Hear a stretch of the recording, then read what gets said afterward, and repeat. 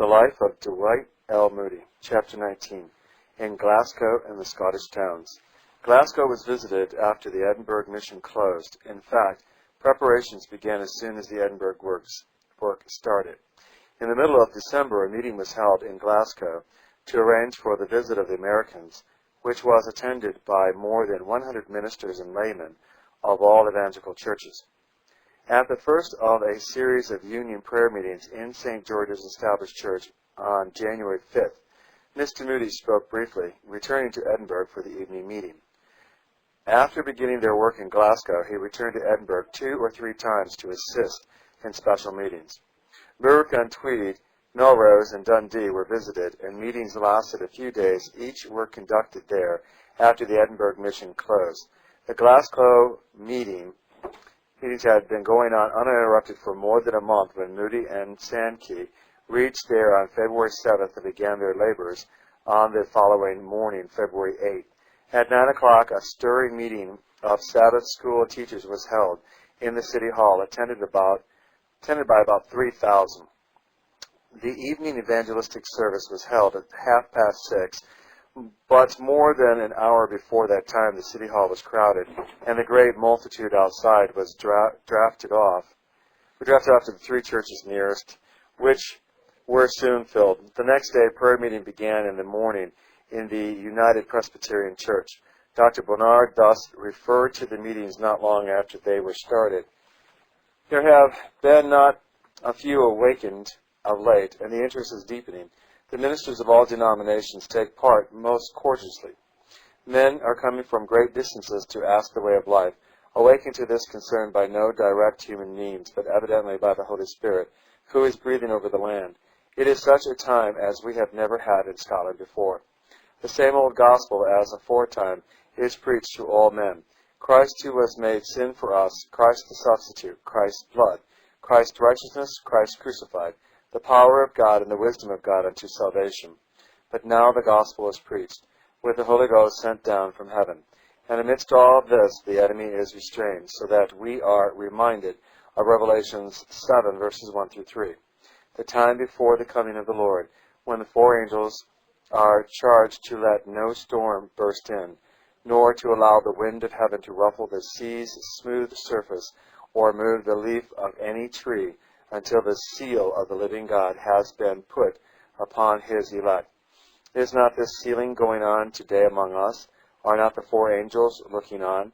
Surely it is the time to seek the Lord, that he may rain righteousness upon us. From Glasgow as a center, occasional meetings were arranged in adjoining towns, and Hillsborough, Greenock, and Paisley were visited, while the ministers of Glasgow and other cities took to regular meetings during the absence of Mr. Moody. On Thursday, April 16th, the convention of ministers, office bearers, and other Christians from other parts of Scotland and the north of England were held in the Crystal Palace Botanical Gardens. 5,000 people were present, the larger proportion being men. Professor Charteris of Edinburgh read a paper showing how the revival movement could be advanced and directed into the ordinary church channels. Professor Fairburn of the Free College spoke upon the great doctrines which had been emphasized during the meetings. Dr. Carnes of Berwick, Mr. Van Meter of Rome, and others took part. One of the most impressive gatherings during this mission was a meeting held in the Kibble Crystal Palace, especially for warehouse girls, of whom there are probably more than 12,000 in the city. Tickets were issued, and while 5,000 were seated in the building, several hundred standing, outside was a crowd of more than 1,000 girls. On the following evening, the meeting was for young men, when nearly 6,000 were brought together. A service was held for children also, and another for young women. The final meeting was held in the Botanical Gardens on the following Sunday. Mr. Sankey found his way into the building, and began the service with 6,000 or 7,000, who were crushed together there, but so great was the crowd outside, estimated at 20,000 or 30,000 people, that Mr. Moody himself could not get inside. Standing on the coachman's box of the carriage in which he was driven, he asked the members of the choir to sing. They found a place for themselves on the roof of a low shed near the building, and after they had sung, Mr. Moody preached for an hour on immediate salvation. So distinct was his voice that the great crowd could hear him without difficulty. The evening was beautiful, the air calm, the sun near its setting. The deep green foliage of the trees that enclosed the grounds framed the scene. Writing of this, a witness said, "We thought of the days of Whitfield, of such a scene as that mentioned in his life, when, in 1753, at Glasgow, 20,000 souls hung on his lips as he bade them farewell. Here there were 30,000 eager hearers, for by this time the thousands within the Crystal Palace had come out, though their numbers quietly melted into the main body did not make a very perceivable addition to the crowd, and many onlookers who knew something of such gatherings were inclined to estimate the number much higher." After the sermon, Mr. Moody asked all those who wished to attend the inquiry meeting to enter the palace. Those who could remain were remained to gather in the neighboring church, Kelvinside, for prayer. In a few minutes the Crystal Palace was filled, and when Mr. Moody asked for those who were unsaved and yet anxious to be saved, 2,000 people rose to their feet. It was a strange and solemn sight, so many unsaved and yet seeking salvation, said a spectator. It made the heart yearn in an intense desire for them, and assuredly it was of the Lord that these 2,000 should thus appeal to the Lord's people for help at the very moment when these special meetings were brought to a close. It was a sight that summoned the Lord's people to continue every effort in their behalf, hastening with sharpened sickles to the fields ready for the harvest. Thursday, May 24th, being the Queen's birthday and a general holiday at Edinburgh, a farewell meeting was held on the grassy slopes between Arthur's Seat and Salisbury Crag above Holy Rod. Here Mr. Moody preached to an attendance of 20,000, and the scenes witnessed in Glasgow the previous Sunday were repeated. From Glasgow, Mr. Moody went to the north of Scotland. In Dundee, where he was holding meetings, he was taken to visit a bedridden cripple, and the conversation he held there left a lifelong impression upon him, and in after years frequently figured as an illustration in his sermons. The sufferer had fallen and broken his back when he was a boy of 15. He had laid on his bed for about 40 years and could not be moved without great pain. Probably not a day had passed in all those years without acute suffering, but day after day the grace of God had been granted to him, and his chamber seemed as near heaven as one could get on earth. I can imagine that when the angels passed over Dundee, they had to stop there for refreshment, said Mr. Moody. When I saw him, I thought he must be beyond the reach of the tempter, and I asked him, "Does Satan ever tempt you to doubt God, to think that he is a hard master?" "Oh, yes," he said. "He does try to tempt me. I lie here and see my old schoolmates driving along in their carriages, and Satan says, 'If God is so good, why does he keep you here all these years? You might have been a rich man riding in your own carriage.' Then I see a man who was young when I was walk by in perfect health, and Satan whispers, 'If God loved you, couldn't he have kept you from breaking your back?' What do you do when Satan tempts me? I just take him to Calvary and I show him Christ, and I point out those wounds in his hands and feet and side and say, 'Doesn't he love me?' And the fact is, he got such a scare there 1,800 years ago that he cannot stand it. He leaves me every time. That bedridden saint had not much trouble with doubts. He was too full of the grace of God." At Aberdeen, no building could accommodate the audience, and on Sabbath afternoon, June 14th, the meeting was on the links in the natural amphitheater of the Broad Hill, where a platform had been erected for choir and speakers.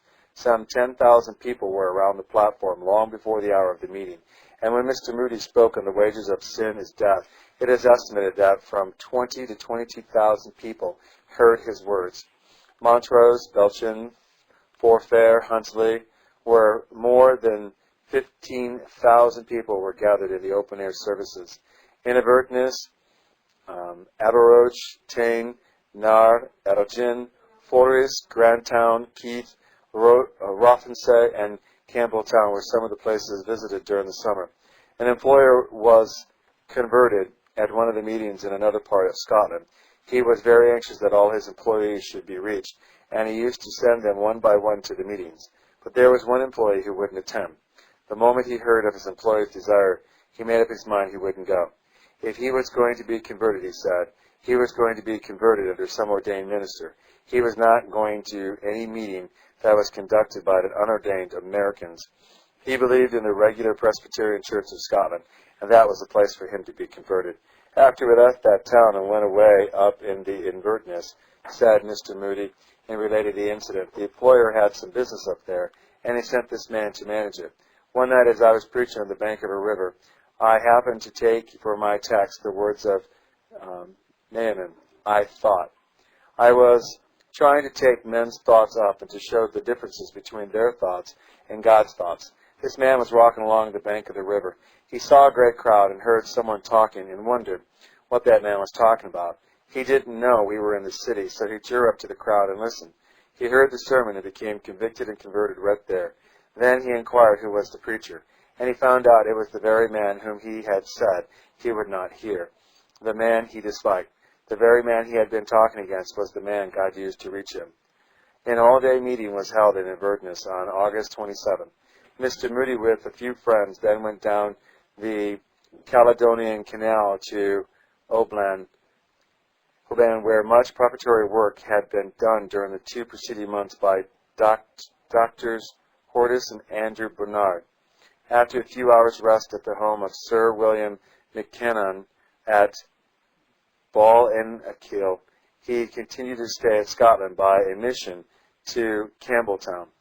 A year after the evangelist left Glasgow, Dr. Andrew A. Bernard said, "We in Glasgow who had watched this movement and taken part in it are aware that our testimony cannot have much influence on those to whom we are strangers. But to any of those who will listen, we should like to testify to the permanency of the work among us, and any who will come and see for themselves will at once discover how extensive and sincere this work has been. Personally, I can say, and many of my brethren are prepared to make the same statement, that the fruit of the last year has been as satisfactory in every way as at any period in my ministry, while it has also had some new features of special interest. There have indeed been cases of backsliding, but what of that? Is not the parable of the sower true in all ages?" In his biography of Henry Drummond, Dr. George Adam Smith states that the power of the revival movement in Scotland at this time spread beyond the congregations immediately gathered, and that one of its most striking features was the social and philanthropic work it stimulated.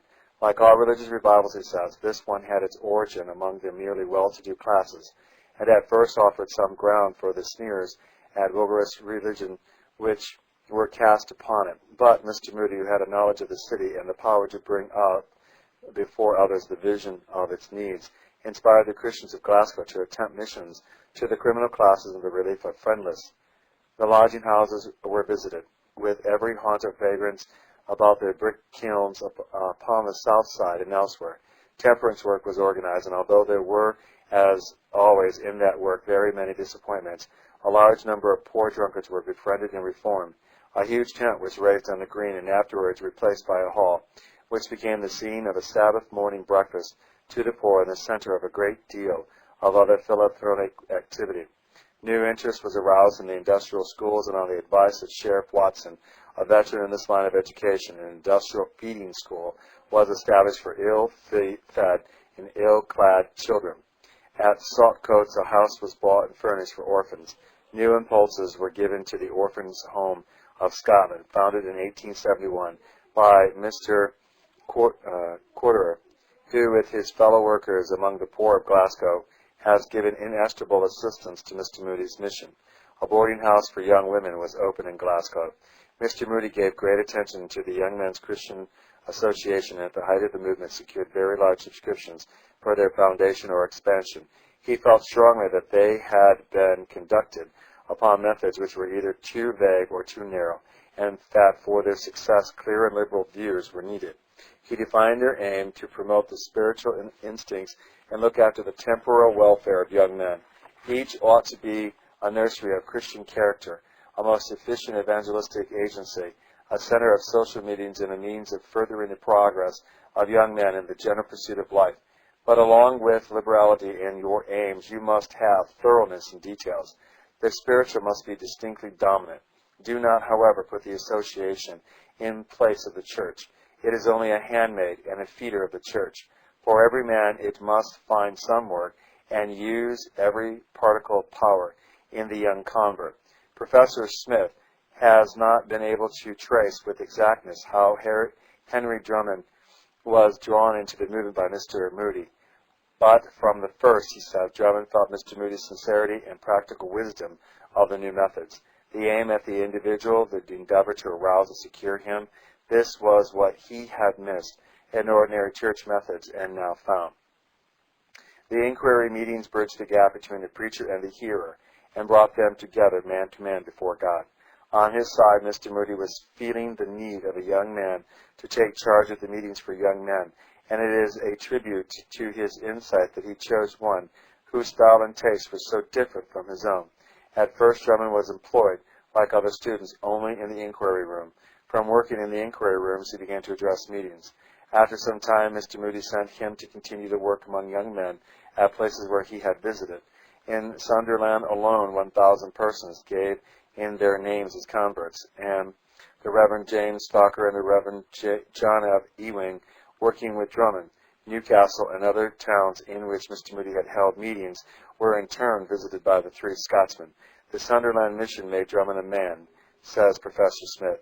He won from it not only the power of organizing and leading his fellow men, but that insight into character and knowledge of life, on its lowest as on its highest levels, that power of interest in every individual he met, was so brilliantly distinguished him, and in later years made us, who were his friends, feel as if his experiences and his sympathies were exhaustless. The Reverend Dr. John Watson, Ian McLaren, recently made this reference to Mr. Moody's relations with Professor Drummond. As soon as Moody came to Edinburgh, Drummond allied himself with the most capable, honest, and unselfish evangelists of our day, and saw strange chapters in religious life through the United Kingdom. This was the infirmity in which he learned spiritual diagnostic.